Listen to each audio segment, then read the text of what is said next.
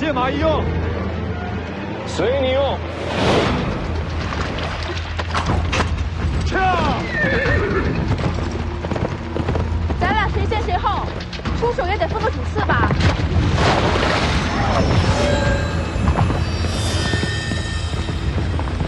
我的。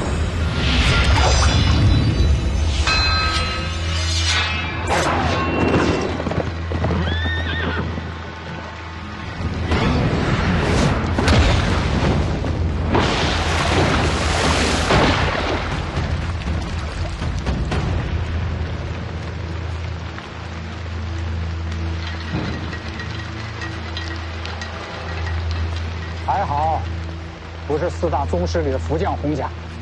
谁说不是？那这福将红甲应该更强才对啊！这红甲出自龙虎，是上古战甲。可是很少人知道，这红甲可以分成5具，对应5行：金木水火土。这是水甲，大雨倾盆，威力最甚。那2个打不过他的，叫他们让开，停手，回来。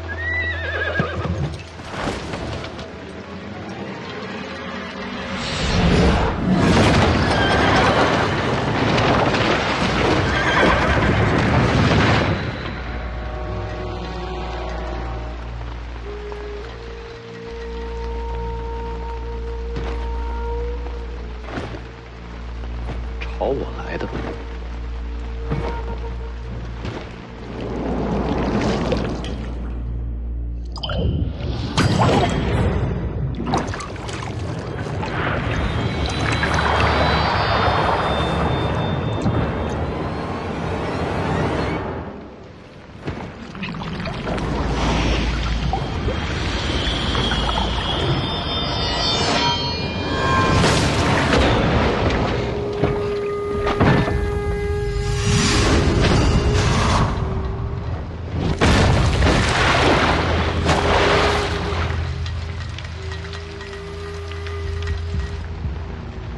这就完了？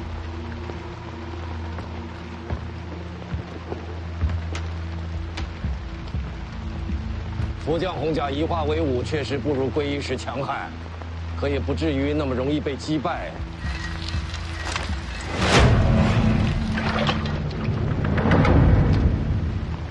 这都没死，虽身有死，这已经不算活人了。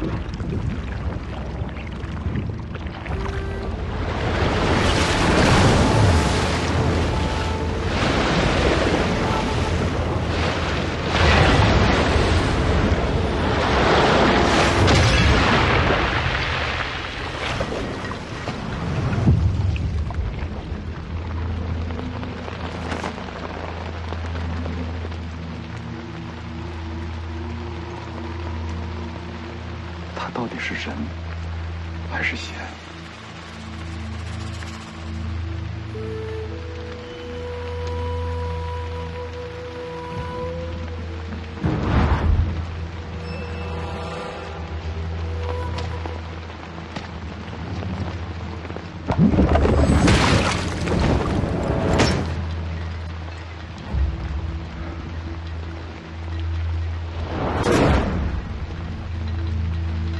这老头好强，我怕是对付不了。小舅子还真不好杀，宁杀没戏，再找机会吧。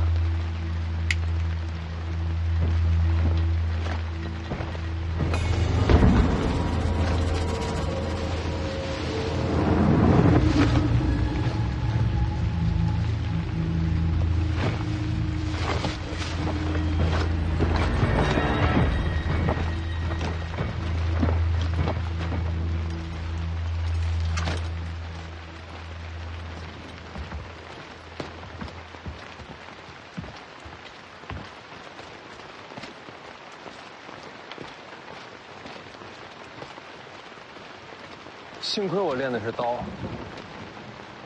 不然瞧见前辈刚才这2剑，怕是落下阴影，再也没有提剑勇气了。你的刀也不怎么样。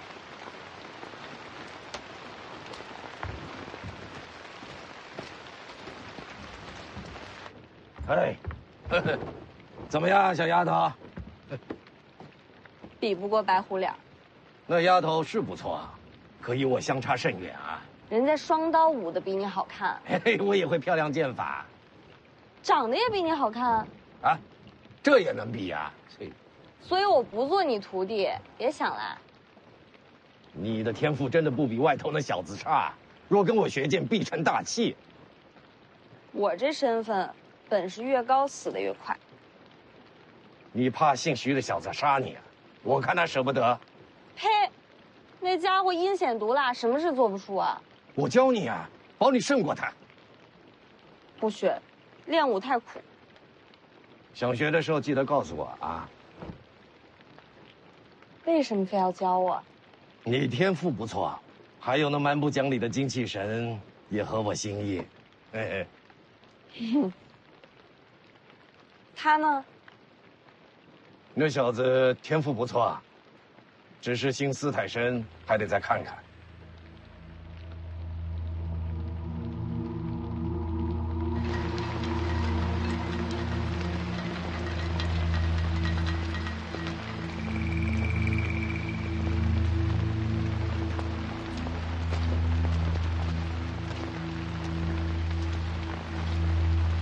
这2剑断了生机，可看上去还活着。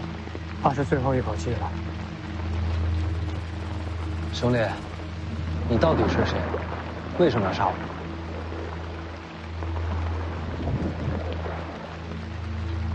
看来是不想说。他不是不想说，是不能说。怎么讲？我看了，这人神智受损。神智受损？刚才出手可不像。看，整个甲胄内部都刻了。是什么？其中奥秘，就怕要问车上的人了。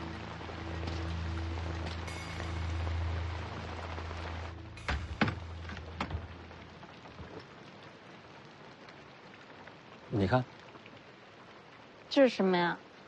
那红甲人身上的。这面刻的是什么？瞧着诡秘，这世上怕是没人知道底细了。小子心思不正啊，拐弯抹角来探底细。前辈知道。知道你就说呀。这是真气，真气。这符箓是用特殊材料刻下，作用是流通真气。真气在这些纹路中流通，不仅仅是流通，还能储存真气。最奇妙的就是，这符箓将真气传入这里，脑袋里。所以说，外面那人不是天生神力。这红甲阴损得很，等于是培养一批死士，再用甲内储存的真气助其伤人，所以我才下了杀手。那里面的人，宁死也不会投降。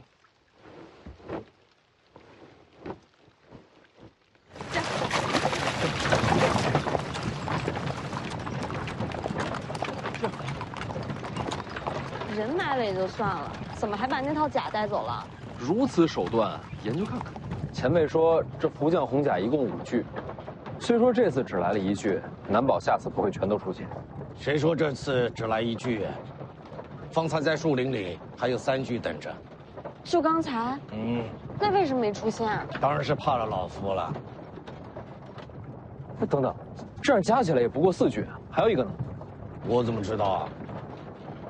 不好，宁峨眉。世子，世子，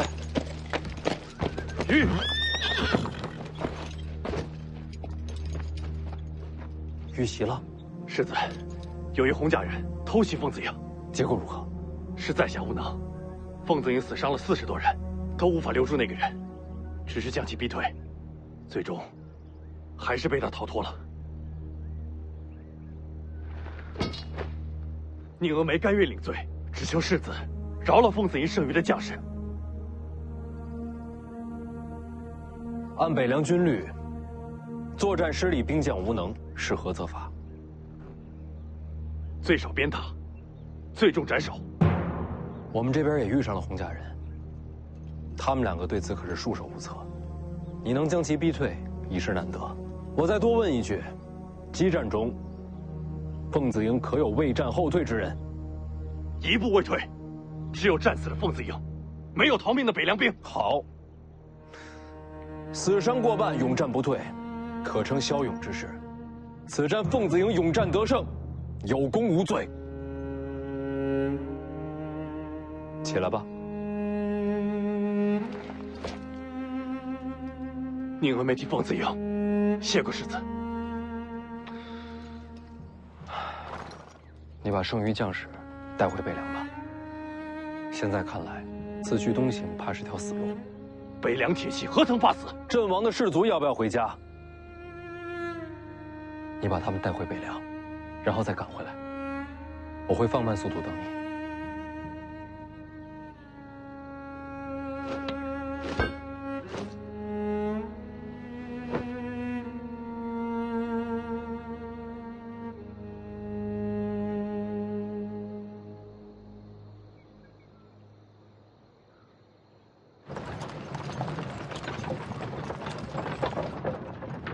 收买人心的手段不错，新丁的不好说，剩下的兵卒恐怕会为你战死。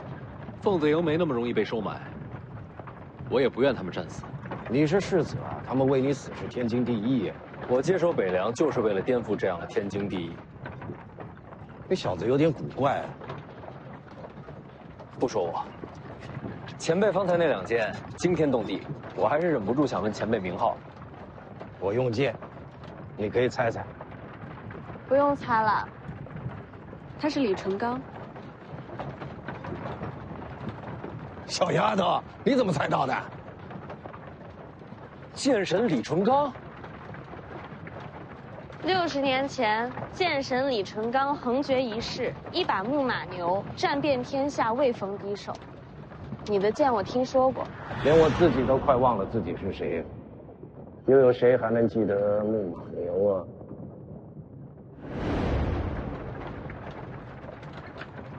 原来你当时听见了。60年，您今日几岁了？修真气的活得都比普通人长，你小子一身大黄庭加蓝，比我还能熬呢。那既然是上一代剑神，你的剑呢？江宁，不能问吗？没什么不能问的。与王仙芝一战，我的木马牛被他双指折断了。王仙芝赢了，剑都断了，当然是他赢了。然后你要去挑战王仙芝。我就拿个剑匣，不一定非得挑战他。你知道徐丰年要去武帝城？知道。那你还去？你以为我躲在地下是因为败阵断剑怕了王仙芝吗？难道不是？大家打输了有什么可怕的？我躲着，只是因为我发现自己是个蠢货而已。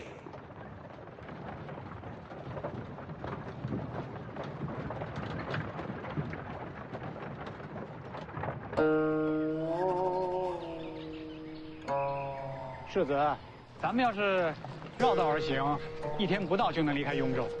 如果走后山，恐怕要耽搁时日。我知道。世子，车里真是李淳罡？应该不假。这都怎么了？一个名字变成这样。那可是剑神李淳罡啊！江湖代有奇才出，这一位独占鳌头50年，他当年的剑法那是冠绝天下，这风采宇内无双，真是令无数侠女痴迷，天下剑客敬仰啊！顾兄，你也痴迷李剑神吗？我可是听他传说长大的，对我来说，他就像剑神林凡一样。青鸟好像没反应啊。我就是个丫鬟，嫌贫爱富的，对穷老头什么的没兴趣。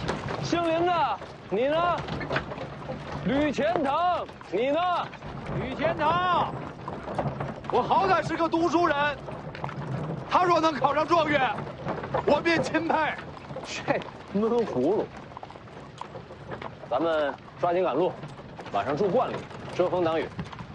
怎么感觉世子越到青城山，就越高兴呢？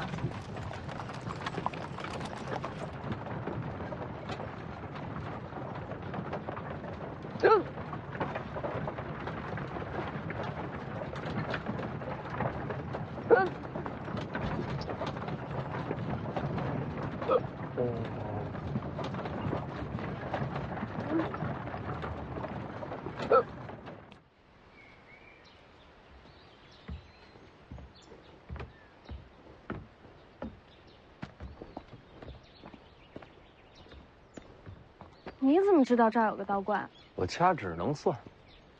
那可真厉害。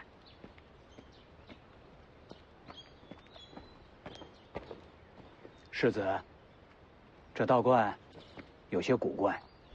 哪里古怪？后院的树都被人给伐了。哦，都用来烧火了。烧火了？当时找不到木柴，就把树都给砍了。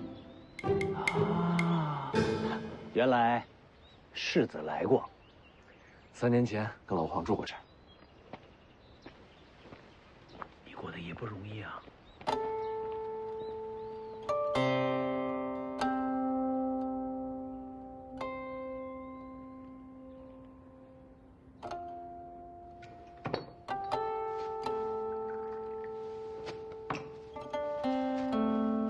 苏兄和吕钱塘出去捕猎了，看看能不能搞些野味回来。要我说，还是人多好。上回我跟老黄窝在这儿，饿得头都晕了，就没人愿意出去找吃。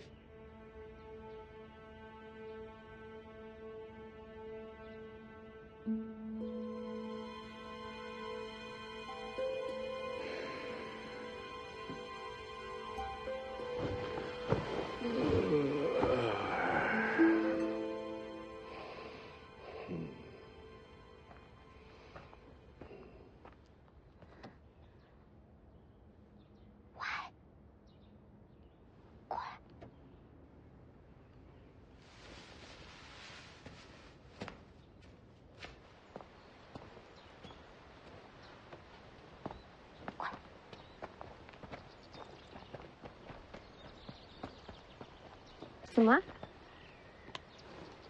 什么东西？砸人啊！凤子英不在，今晚就是最佳机会。那个吕钱塘之前不是读书人吗？看起来身手一般，我们就把他当做土炮口。你倒是挺了解的。你听到我说没有？就这么说定了。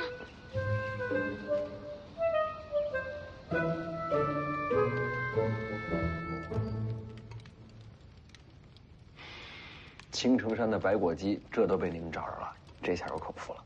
世子喜欢就好。吕钱塘呢？在外面呢，说要守着马城，不用搭理他，整天阴着个脸，看着就烦人。哎，我要鸡腿。嘿嘿。哎呦，老黄也喜欢抢鸡腿。敬酒皇，我只知道他叫老黄，好吃懒做，烤地瓜最在行。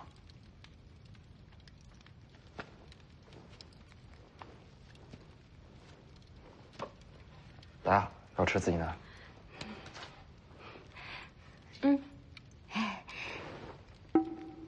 手上拿根棍子干什么？添把火。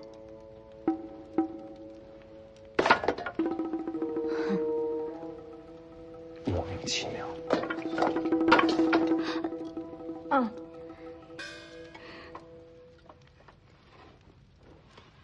3年前，世子和老黄在这儿待了多久？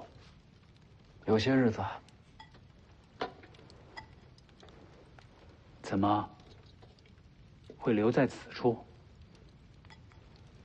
不是留下，是被山匪抓了。这山里有山匪？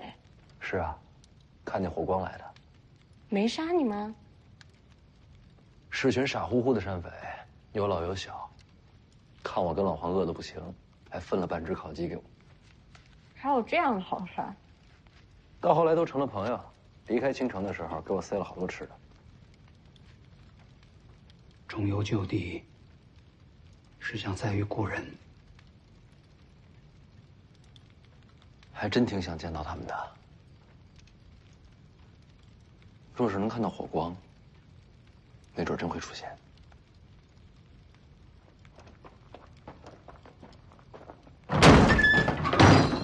把三姐交出来！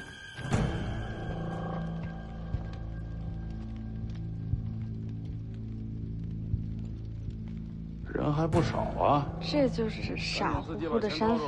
不是他们，奇怪了，这应该是他们的地盘。世子，我常在江湖行走，依我的经验看，占山为王的山匪被换了人，就2种情况。还敢聊天？拿我当假人呐？就是。赶紧把钱掏出来！掏出来！快站这边，女的站在这边来。第一种被夺权赶走，那第二种呢？被新势力赶尽杀绝。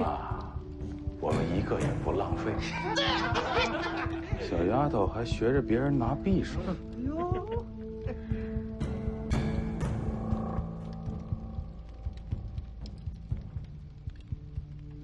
各位大爷，我若是交出这位美人，能否放过我们？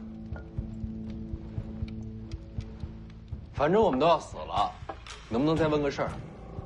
之前的老孟头去哪儿了？哪儿那么多废话？待会儿我先砍的就是你。淑修，世子，一个也别让他逃了。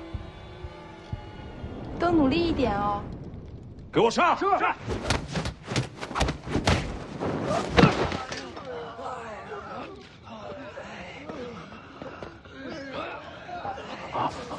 别张嘴走啊，进来聊。饶命！我有眼不识泰山，还望大爷饶命。来青城多久了1个多月了。时间这么紧，没见自己的寨子吧？寨子是原来人留下的。你把他们杀了？没有没有。但是我知道他们惹祸了。惹祸？惹什么祸了？枪个老神仙抓走了一个10几岁的小丫头，然后姓孟的那伙人又去登门要人，结果一个都没出来。小雀儿，青阳为什么要抓那丫头？听说青阳的老神仙擅长采阴补阳，可能是看上了。抓进去多久了？我们来之前的事儿，不到2个月。大爷，你还有什么要问的？我都说了。杀过多少人？没杀过，我们都是苦人，都是被逼无奈干这个的。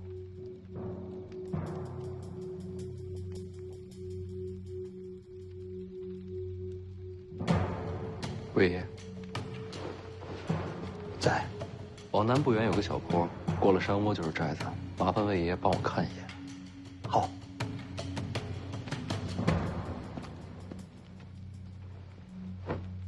把人给我看好了。世子放心，一个都跑不了。世子去哪儿？出去走走。一起。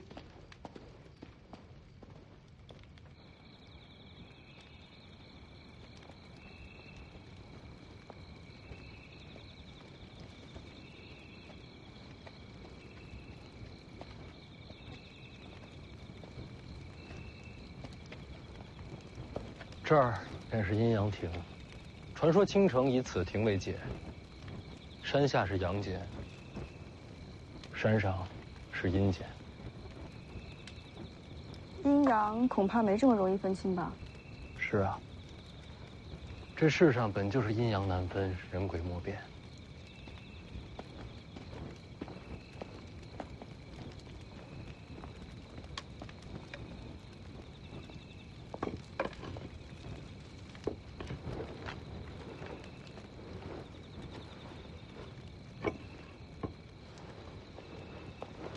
纸笔给我。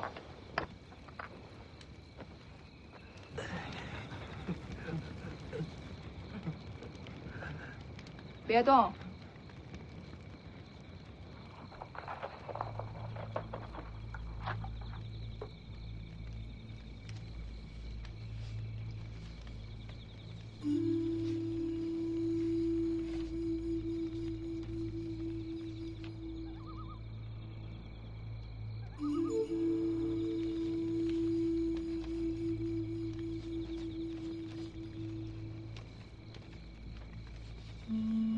世子，这夜这么暗，世子是如何将山势看得如此细致的？这亭子以前来过，这景色是记下来的。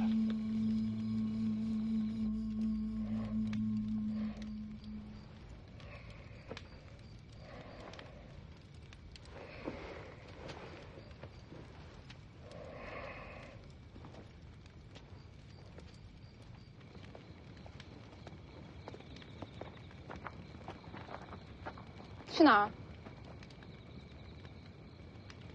多喝了点水。我怕黑，得找个人陪着。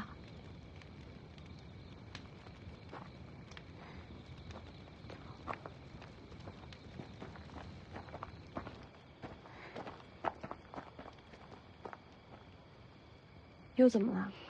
现在人少，正好溜走。没地方可去。哎呀，你别在这儿废话了，反正你先跟我走啊，等我把猫带上。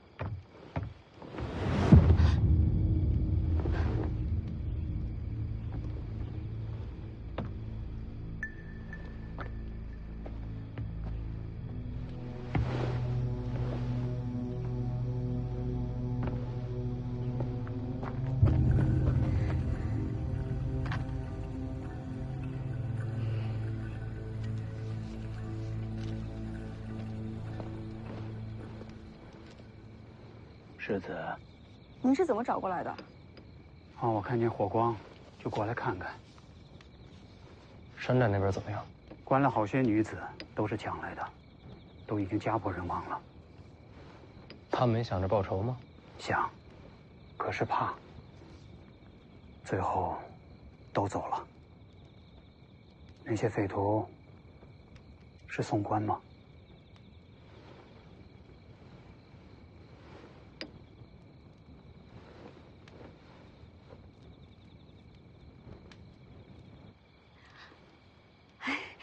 我们两个开玩笑呢，我们不想逃，我们两个。徐骁只让我保护徐凤年，其他人和我没有关系。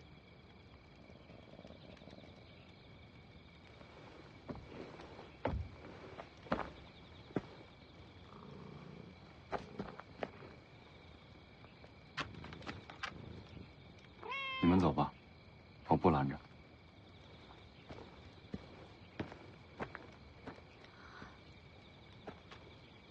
赶紧走走。不用了。北凉离这里不远，我若真跑了，一只信鸽就能把消息送回去。你总得试试吧。没机会，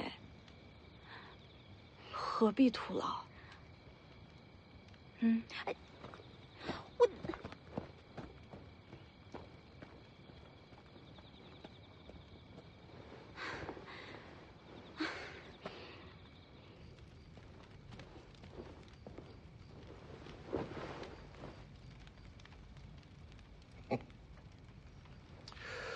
我是觉得你不想走。外面说话你能听到？我想听见就能听见。怎么样，小姑娘，要不要跟我学武功啊？有了一身本领，走也好，留也好，都随你心意。不学。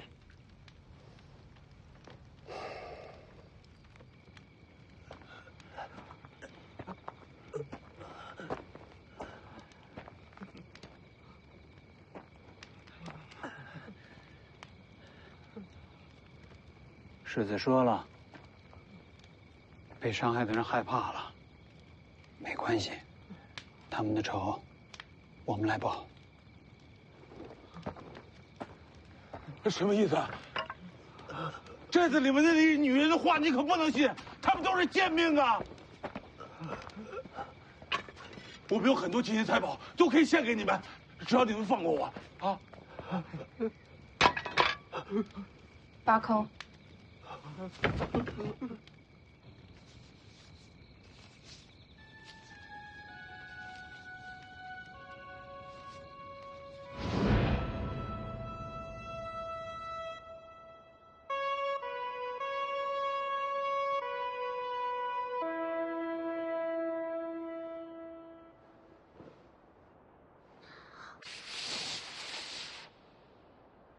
我怎么不行啊？我教你啊。哎，徐哥哥，我就知道你会走的。等教会了你，我再走，好不好？那，你以后要回来看我？一定会来。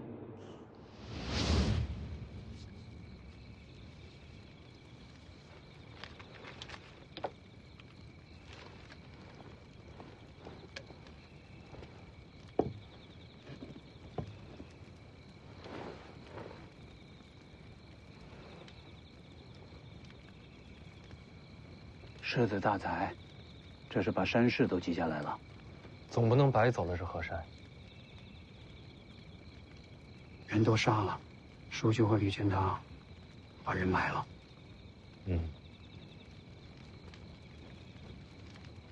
魏爷爷是有话想说。世子，为什么不把他们送去官府？我送去的人，官府未必会杀。跟北凉有仇的，朝廷都会保。当然，这些只是些山匪，无足轻重。但我就是怕万一啊，这么多条人命的仇，不想让他们有机会逃出生路。那些山匪也是罪有应得。不是所有的山匪都这样的。当年老孟头，别说杀人了，打劫的时候遇到苦命人，他还要自掏腰包。我跟老黄身无分文被他给劫了，走的时候他倒给我们好多钱。那也算义匪，根本就不能算是匪，只是活不下去的山民罢了。他们老弱妇孺都有，还有个小丫头，叫做小雀儿，天天缠着我，跟我学吹叶子，还老是偷老孟头的肉干给我。就是那个被抓去青阳派的小丫头。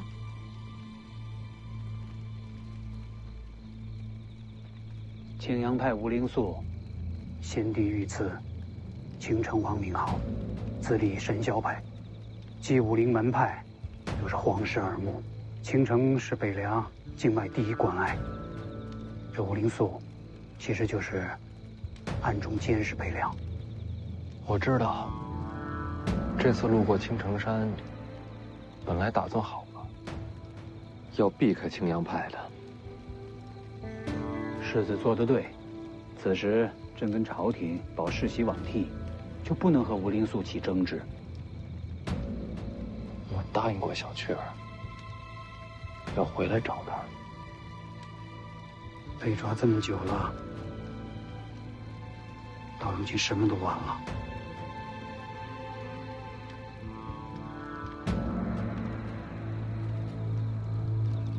是啊，晚了，救不了了。收了吧。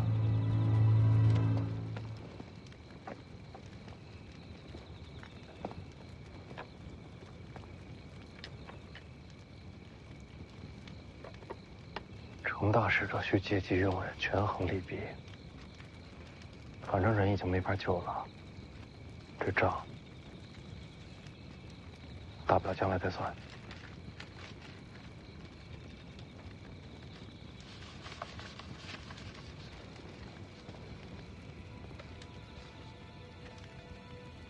可万一人还活着呢？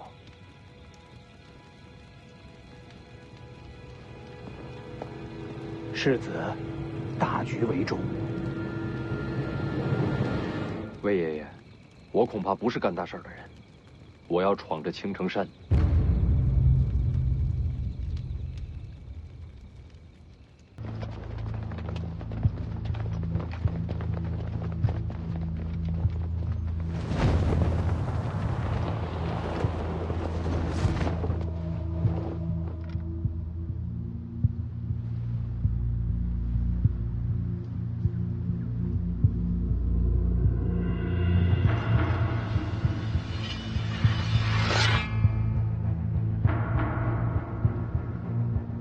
无灵素人呢？看这石碑，先皇御笔。不管你是何人，下马说话。这字儿也不怎么样。找死！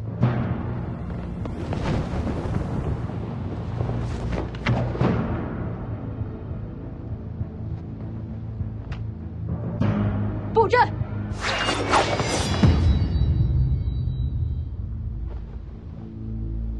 神霄剑阵，谁破一个给我看看？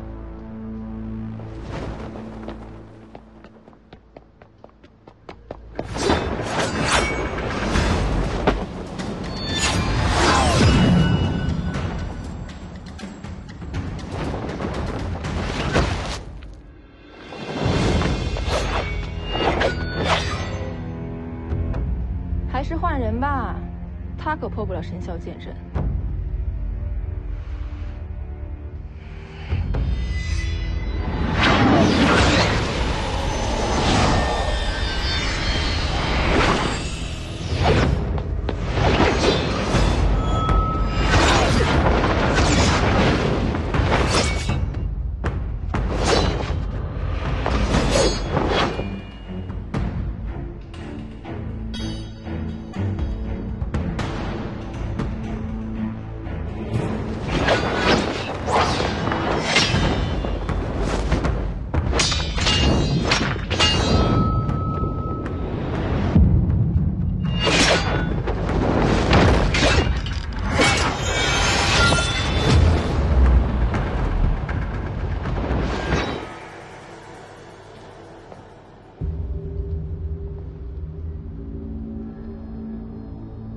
这小子是不是变强了？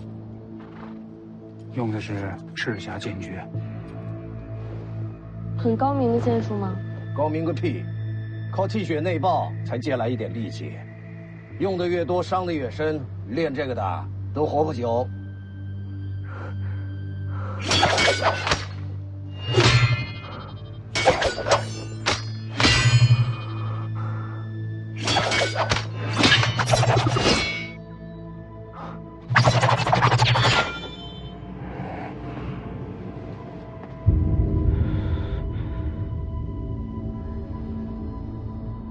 他怎么学会的？王爷给他的。许孝匡的。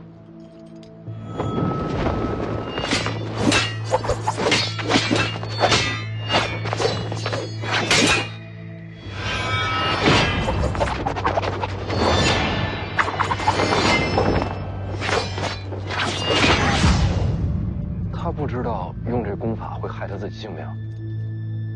知道。你真的想好了？此剑法虽然威力很大，但凡是练它的人，死的都很快。若我用命来拼，能换人家一线生机，我死1000万次，都心甘情愿。给他吧。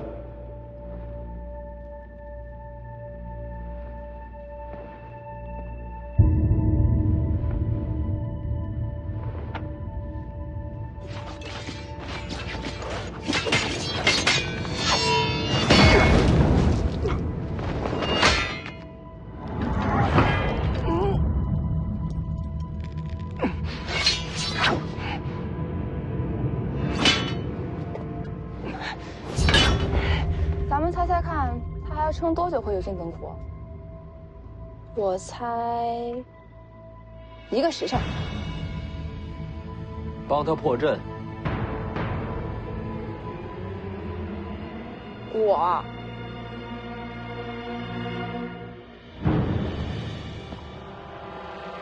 世子说什么，就是什么。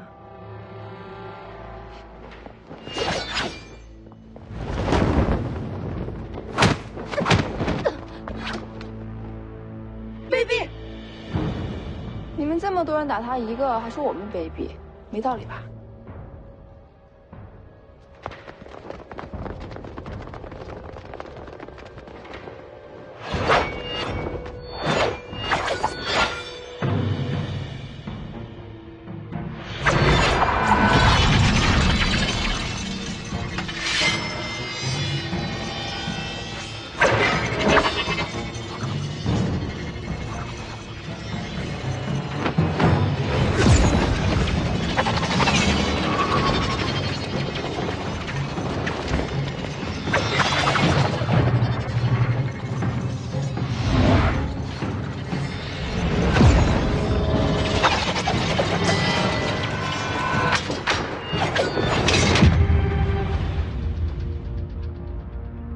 方才是玉箫阵，现在才是真正的神霄剑阵。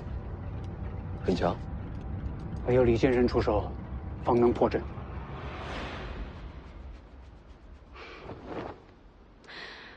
你不出手？你拜师我就出手。不出手拉倒。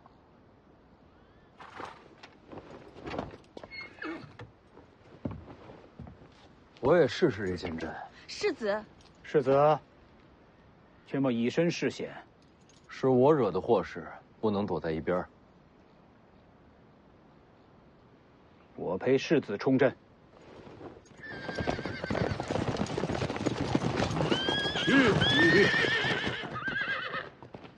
世子，死伤者已送回北凉，宁峨眉率凤子营归队。来得正好。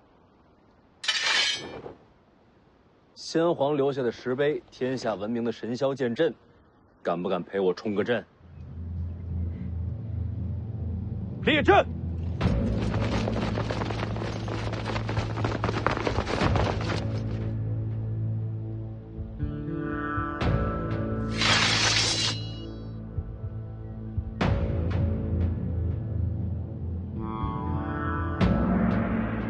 阁下到底是谁？徐凤年，北凉世子。这青城不是北凉，你率众闯山，到底想要什么？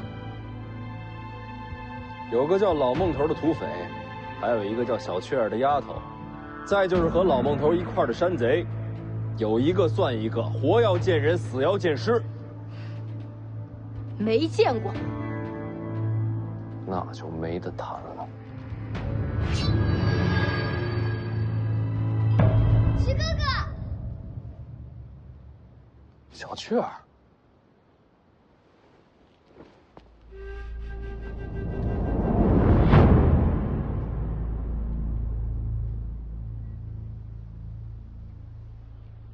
青城王吴灵素。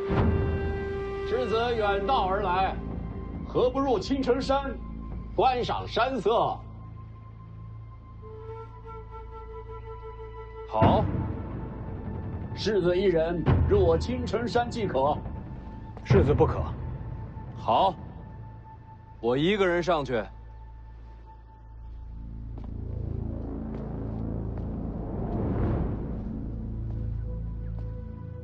辛苦了，都退回去吧。还没到青州呢，你不能死。当然。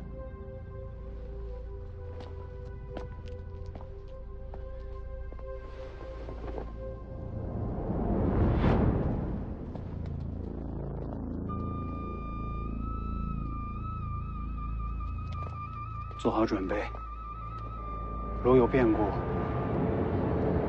马踏青阳。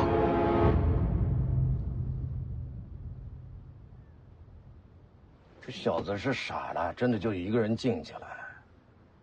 你这丫头也不担心啊？万无一失的局面，有什么好担心的？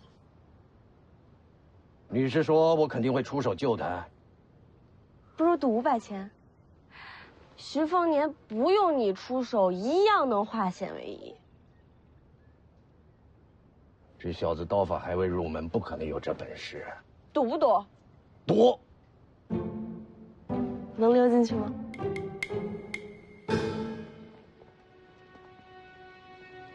到了。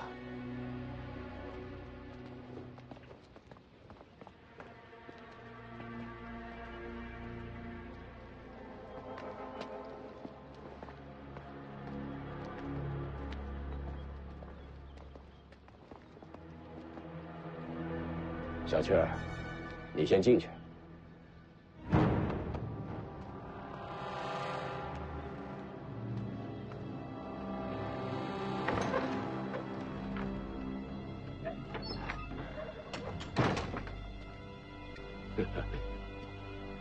我没想到，世子还真敢进来。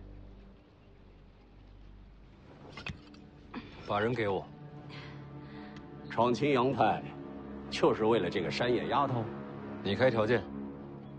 刚才为你闯阵的那一男一女，是你的侍卫吧？对青阳派无礼，我要他们的命。可以，把人给我，那2个交给你。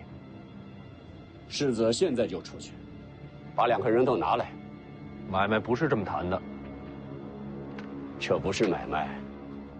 世子入了青城山，命就在我手里，你没得选。这就骗不下去了。你觉得这小子接下来该怎么办？怎么办？谈不了就打呗。他还敢动手啊？怕什么？现在骑虎难下了，是那姓吴的。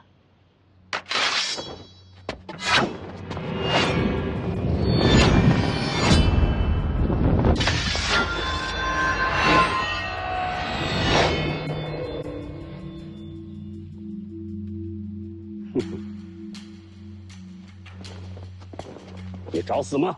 我给你一个机会，把人给我。可现在，你的命在我手里。凤子英就在大门外，所有人都看见我跟你进了青阳派。你想杀我，先想想自己有没有本事杀光门外所有人。只要走了一个，徐骁就会带着北凉铁骑踏平青城山。杀了你，我即刻回京。我就不信徐骁能飞过来找我。不用飞，京城会把你全家绑给北凉。胡说！用你一家性命换徐骁收兵，一本万利。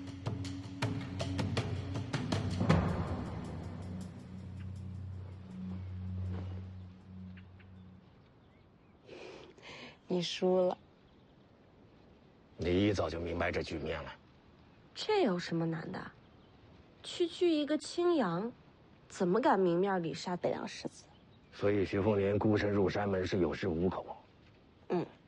这家伙贼得很，怎么会去送死？没想到你是他的知己啊！你才知己。记得500钱。世子名不虚传。贪花好色吗？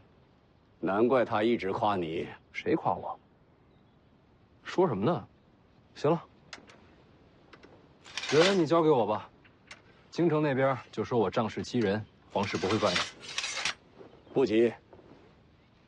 有人想见你。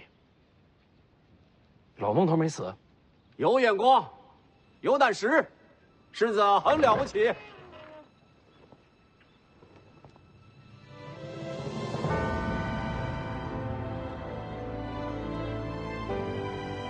姑姑，凤年，姑姑，赵玉台，你认识？我躲在听朝廷底下好些年，徐骁夫妻每次来见我，他都守在边上。他是徐骁的人。你知道徐凤年他娘吧？王妃是府上第一个对我笑的人，我到现在都还记得。他娘姓吴，来自剑冢吴家，是吴家上一代剑冠。吴家的剑主都有自己专属剑士，与剑主一起长大。这么说，她是王妃的剑士？名为剑士，跟似姐妹。难怪叫姑姑。姑姑不哭。不是哭，是高兴。当年我娘死后，姑姑就没了踪迹，莫非是被他囚禁此处？他是你姑父。那这是怎么回事啊？当年游历，你和他们相识，你这身份有许多人盯着，你的朋友就是你的弱点和把柄。我把他们带到青阳派，也是为了保护他们。是啊，徐哥哥，这里的人都对我很好。那老孟头去哪儿了？他们都悄悄地送去了北凉辖内，如今有了田地，过得非常的好。师傅说我有天分，如今我也是神霄派弟子了。你拜姑姑为师了？他拜在你姑父门下。可他不是皇室御赐的青城王吗？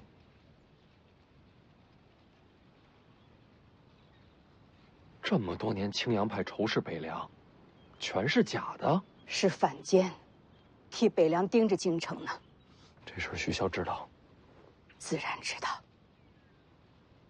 你们俩好好聊着，我去周围看看，免得让人瞧见。徐哥哥，我待会儿再来找你。我这些年做的事，稍有疏漏，就会天翻地覆。大将军不敢泄密，也是怕我遇到危险。真是大手笔。青阳派竟是北凉暗线，将来铁骑若出北凉，青城山便是通途，再也掐不住北凉咽喉。不仅仅是青阳派，我真正做的事，比这更重要。还有什么事能比得过这手笔？这些年，我一直在查害了小姐的凶手。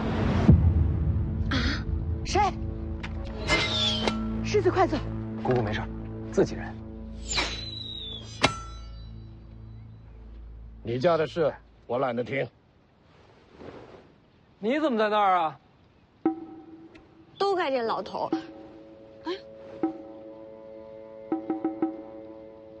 有梯子吗？我现在就下去。江妮，我家丫鬟。丫鬟，通房的？不是。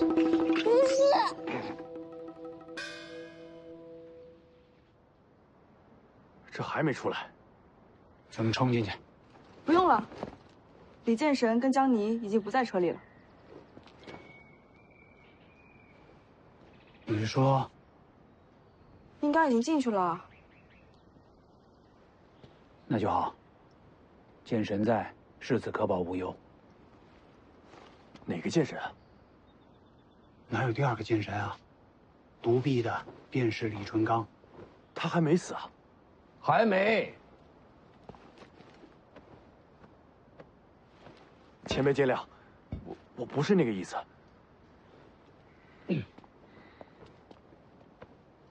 敢问前辈，世子呢？里面。那您怎么出来了？早饭吃多了，有点困，我先睡一会儿。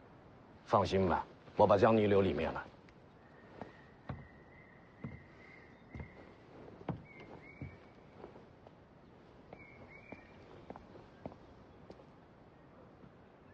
这把江泥留里面有什么用啊？既然前辈回来了，那应该是不会有什么大事儿。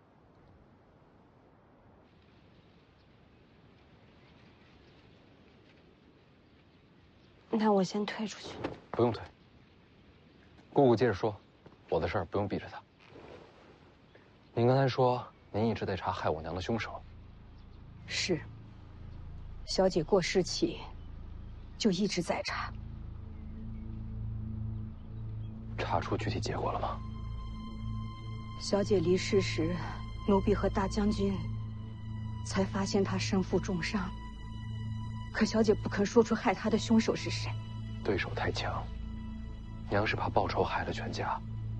这些年，我一步步排查日子，细算因果，大概能猜出她何时受的伤。当年小姐曾独自进京，他的伤，应该就是那会儿留下的。具体什么时候？那时正怀着世子。凶手人在京城，查出是谁了吗？还没有，一点细节都追查不到。可查不到，本身就是个大案。凶手权势滔天，才能在京城抹去所有线索。大将军让我在青城传出你姑父采阴补阳的好色名声。徐骁这什么路数啊？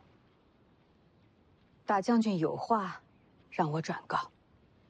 他说，你不愿用大将军的方式接手北凉。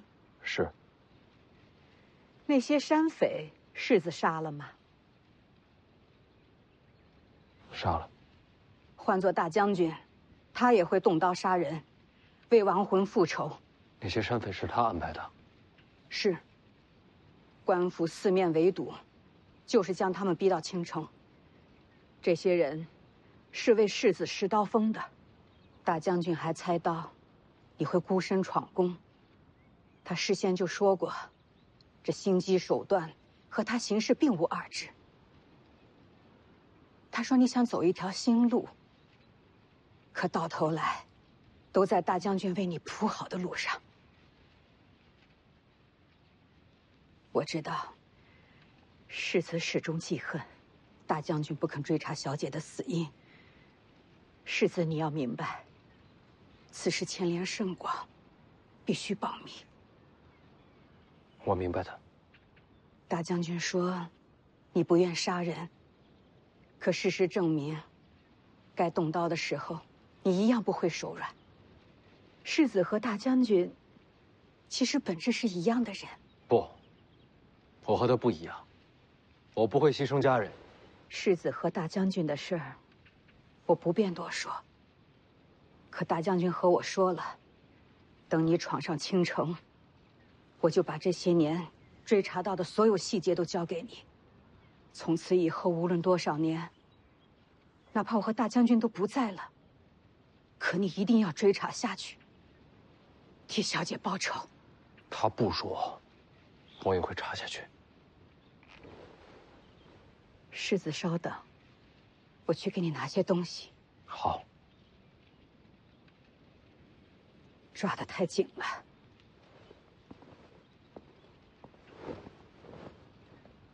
疼吗？不疼。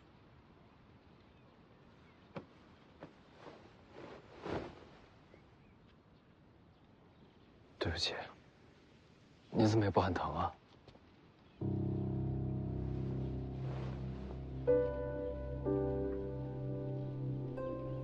王妃是个好人。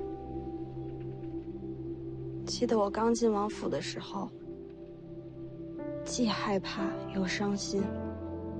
是她的温柔，让我缓过了最难的一口气。徐凤年，我愿意和你一起为她报仇。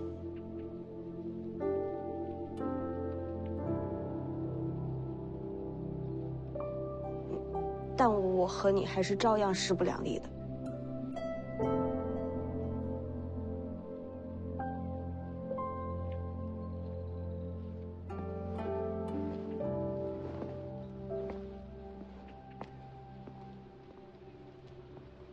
这些年追查凶手，整理出来的东西，都在里边了。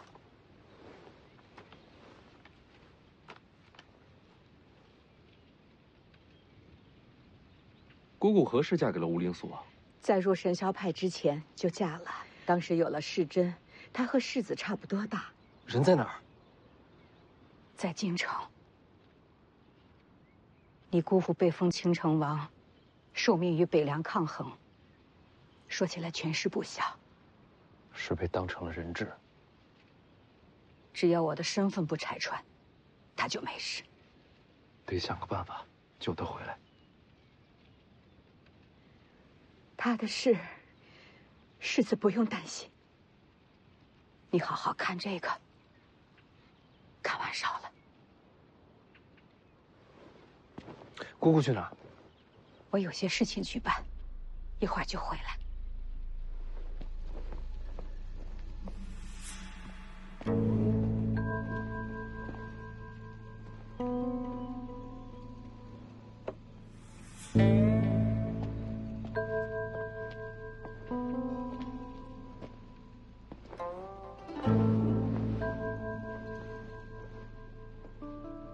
要不你读给我听，还是一字一文？你疯了吧？你姑姑隐姓埋名查了这么多年，多重要的事你让我来读？没事儿。